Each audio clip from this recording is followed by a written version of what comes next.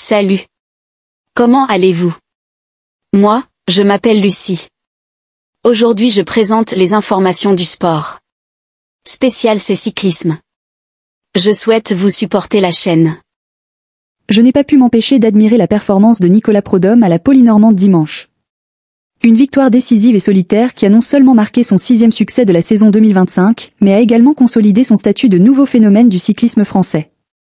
Bien qu'encore dans l'ombre de grands noms comme Sexa, Martinez et Alaphilippe, Nicolas Prudhomme a prouvé qu'il n'était pas seulement un coureur en quête de succès, mais qu'il le créait. Suivez attentivement les moindres faits et gestes du coureur de 28 ans sur le tracé familier de Saint-Martin-de-Landelle. J'ai été profondément ému de le voir s'échapper du groupe de 5 hommes à 9 km de l'arrivée et franchir la ligne d'arrivée en solitaire, devançant Sandy Dujardin et Axel Mario de 31 secondes.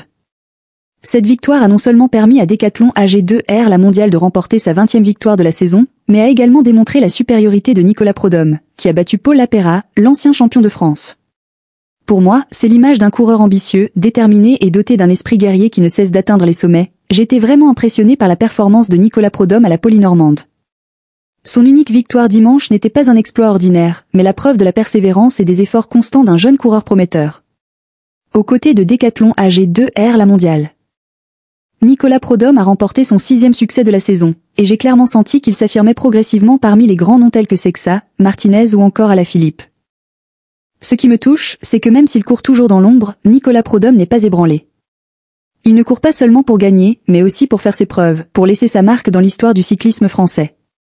En le regardant courir, je perçois en lui un esprit guerrier, une passion inépuisable, et je suis convaincu que, s'il maintient cette forme, le nom de Nicolas Prudhomme sera davantage évoqué dans le monde du cyclisme à l'avenir.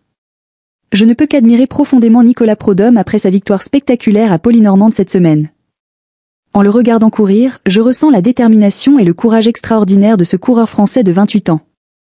Auteur de la 5e étape du Tour des Alpes, de la 19e étape du Giro d'Italie, de la 3e étape du Tour de l'Occitanie et de la 2e étape du Tour de l'Ain, la façon dont Nicolas Prudhomme s'est détaché du groupe de 5 coureurs à 9 km de l'arrivée et a filé seul vers la ligne d'arrivée m'a particulièrement touché.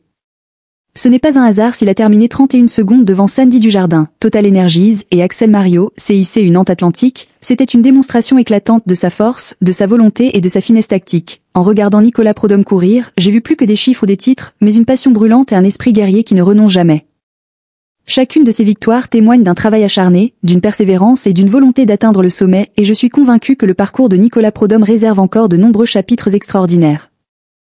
J'ai été submergé par l'émotion en voyant Nicolas Prudhomme remporter sa 6e victoire de la saison pour Decathlon AG2R la mondiale.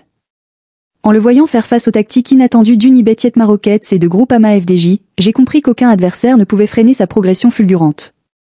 Même Sandy Dujardin n'a rien pu faire face à sa force et à sa détermination dans la dernière montée, un moment où j'ai ressenti sa combativité et son caractère inébranlable. Cette victoire est non seulement un succès personnel pour Nicolas Prudhomme, mais aussi une étape importante pour Decathlon AG2R la mondiale, lui permettant de totaliser 20 victoires cette saison et de se rapprocher de l'objectif de 30 victoires d'ici 2024. Ce qui m'a encore plus ému, c'est sa victoire sur Paul Lapeyrat, ancien champion de France et vainqueur de la saison dernière, preuve de sa capacité à surmonter la pression et à concourir au plus haut niveau. En suivant Nicolas Prudhomme, je vois en lui non seulement des victoires, mais aussi une histoire d'efforts constants, l'envie d'atteindre les sommets et la fierté du cyclisme français. En repensant au parcours de Nicolas Prudhomme au cours de la saison 2025, j'ai une confiance totale en son talent et sa régularité. Chaque victoire, du Tour des Alpes au Giro d'Italie en passant par la Polynormande de cette semaine, témoigne de la réussite d'un coureur qui sait non seulement percer grâce à sa vitesse, mais qui possède également une sophistication tactique et un caractère hors du commun.